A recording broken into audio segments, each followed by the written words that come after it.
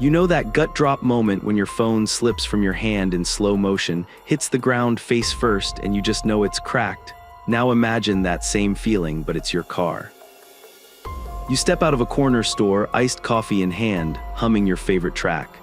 And your car, the one you're still paying off, isn't there. No broken glass, no tire marks, just silence. That's what I call modern heartbreak, and it's happening every 40 seconds somewhere in America. I've been a car security expert for a decade now, and I've seen everything. From high-tech hackers stealing Teslas with Wi-Fi gadgets to small-town thieves hot-wiring old Hondas for parts. Some stories stay with you, not because of the money, but because of the look people get when they realize how easy it was for someone to just take what they worked for. Before we get into it, please do me a favor and click the like button. Then subscribe to this channel to enjoy more interesting videos like this. Today, we're breaking down the common techniques used to steal your car. How they actually happen, how the thieves think, and what you can do so you don't end up filing a police report while muttering, "I only left it for 2 minutes." 2 summers ago, I met Jenna, a nurse from Houston. She just finished a 12-hour night shift and was too tired to notice the guy loitering near her apartment entrance. He wasn't dangerous looking, just scrolling his phone. By morning, her Toyota Highlander was gone. Turns out he wasn't scrolling, he was holding a relay device. Basically a gadget that extends the wireless signal from her key fob inside the apartment to the car parked outside. Another thief stood near the car with a second relay. The car thought the key was right there, unlocked and started. It took 90 seconds.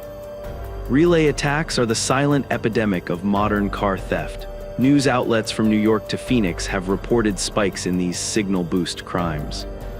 And thieves love keyless systems because they don't have to break anything. They just trick your car into obeying them. How to protect yourself. Store your key in a Faraday pouch. It's a bag that blocks electronic signals. Turn off passive entry if your car allows it.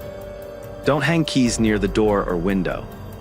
You can spend $15 on prevention or $15,000 replacing your car. Your move. There's a special kind of thief who doesn't break windows. They plug in. The OBD onboard diagnostics port is the tiny data hub your mechanic uses to read the car's brain, but it can also be exploited. Last year in Atlanta, a wave of Dodge Charger and Jeep thefts puzzled everyone. No broken glass, no forced entry. Turned out, thieves had found a way to connect a small programmer to the OBD port under the dashboard and code themselves a brand new key. A guy I knew from a security workshop. Let's call him Marcos, lost his Challenger this way. He said, "They didn't just steal my car, they stole my peace. I used to sleep next to my window just to listen for it." How to protect yourself. Get an OBD port lock, they're under $40. Park in a way that makes access difficult, like nose into a wall. If your car's brand is a known OBD target, invest in an aftermarket immobilizer. A secondary device that cuts ignition unless a secret action is done. Here's one that'll mess with your trust issues. Signal jamming. Thieves hang out in parking lots, especially near gyms or malls, and use a small jammer to block your key fob signal when you press lock. You hear the click, assume it's secure, and walk away. Meanwhile, the door's never locked. A viral story from California had dashcam footage of a thief literally tailing drivers in a lot, waiting for them to click, then slipping in seconds later. Smooth, efficient, infuriating. How to protect yourself. Always double-check the lock physically. Tug the handle, watch for lights or mirrors folding. The sound of a beep is not a promise. One evening, I ran a seminar for college students in Chicago, and a guy told me his mom's car vanished even though she kept the keys. I smiled sadly before he even finished the sentence. I knew. Thieves can sniff your key's radio frequency or clone an older chip key using scanners that cost less than a concert ticket. You know how we all used to laugh at people putting their keys in the freezer? Turns out they were early adopters. How to protect yourself. Upgrade old key systems to encrypted or rolling code tech if possible. Never hand your keys to valet services you don't trust. Keep spares somewhere smart. Not the glove box, not under a fake rock, and definitely not inside your bumper. Pause to rest sometimes, thieves don't need tech. They just need you. A friend of mine, Tasha, once gave her car to what she thought was a valet at a restaurant in Miami. Crisp uniform, polite smile, clipboard. Total pro, except the restaurant didn't have valet that day. She spent a week arguing with insurance before realizing the man's uniform was a borrowed jacket and a laminated fake logo. Social engineering crimes spiked during events. Sporting games, concerts, nightlife districts. Thieves mimic official staff or play on social norms. People don't question confidence. How to protect yourself. Always verify who you're giving your keys to. If something feels off, ask for ID or confirm with the business. Confidence is not a credential. This one hits differently because it's so casual. Thieves use fake tow trucks or marked vans to roll up in broad daylight, hook your car, and drive away. In Dallas, police busted a crew that repossessed vehicles from apartment complexes using stolen tow trucks. They even printed fake invoices. I once saw dashcam footage of a thief towing a Ford Explorer at 2 p.m. on a Sunday. Neighbors waved, they thought it was routine maintenance. How to protect yourself. Use wheel locks if parking long-term. Park nose first in driveways or in tight spots where towing is awkward. Report any suspicious tow activity immediately. Don't assume it's legit. Ever hear of identity theft for cars? It's real. Thieves steal a car, remove or alter its vehicle identification number VIN, then replace it with one from a legally registered car of the same make and model. They'll even sell it to unsuspecting buyers. A recent string of cases in Nevada had cloned cars circulating for months before police traced them. Buyers had no clue they were driving stolen vehicles. How to protect yourself. Take photos of your VIN, registration, and car from multiple angles. When buying used, verify VINs match across the dash, door, and documents. Run a history check through Carfax or NICB before you buy. $30 is better than $30,000 in regret. Despite the tech hype, many cars still disappear the old-fashioned way. Smashed window, screwdriver gone. My first case in Detroit was like this, a teenager's 2003 Honda Civic. Nothing fancy was stolen outside his girlfriend's house. He left a PlayStation on the seat. The thief saw that, broke in, and found the ignition easy pickings. We tracked it 2 days later, stripped for parts. That was the day I stopped calling any theft minor. How to protect yourself. Don't leave anything visible. Even a charger cable can suggest valuables. Steering wheel locks aren't old-fashioned, they're deterrents.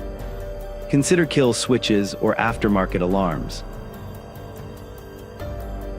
Here's the 2020s version of hot wiring, app hijacking.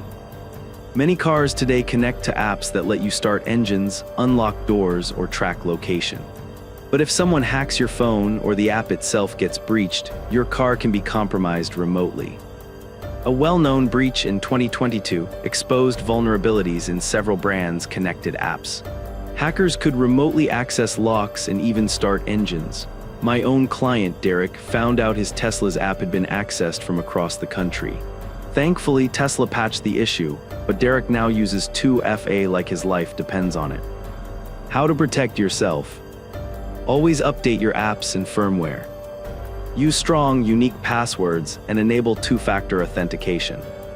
Don't use public Wi-Fi to access car apps. Wi-Fi to access car apps. Not every theft is invisible. Carjacking is raw, terrifying, and on the rise in some US cities. Thieves often strike at gas stations, traffic lights, or driveways. A young Uber driver I trained, Mika, was dragged out of his sedan at knife point in Chicago last year. He handed the car over, survived, but couldn't bring himself to drive again for months.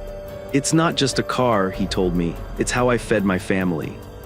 How to protect yourself. Keep doors locked while driving. Avoid distractions when parked. Don't resist if threatened. Your life matters more than your car. Report suspicious loitering around fuel stations or lots. Every story I've shared has a common theme. Convenience is the crack in the armor. Cars got smarter, but so did thieves. We want everything to unlock automatically, start remotely, and update wirelessly, and each convenience opens a door for exploitation. I've spent years helping people piece their lives back after theft. You see a pattern: first, disbelief. Maybe I parked it somewhere else, then panic, then that slow realization that your independence just walked off. One night in 2019, my own car. A beloved 2015 Subaru WRX was stolen outside my apartment. I had every anti-theft measure imaginable, except one. I'd gotten lazy, left the keys too close to the front door. Relay attack. I tell that story in every seminar because I want people to know even experts slip. It's humbling, it's human. So here's what you should actually do, summed up from 10 years of field work and hundreds of heartbreaks. 1. Protect your signal. Use Faraday pouches or metal tins for key fobs. 2. Layer your defenses. Physical deterrents, steering locks, wheel clamps plus digital ones, trackers, immobilizers, equal time wasted for thieves. 3. Update everything. Apps, firmware, passwords. Convenience without security is bait.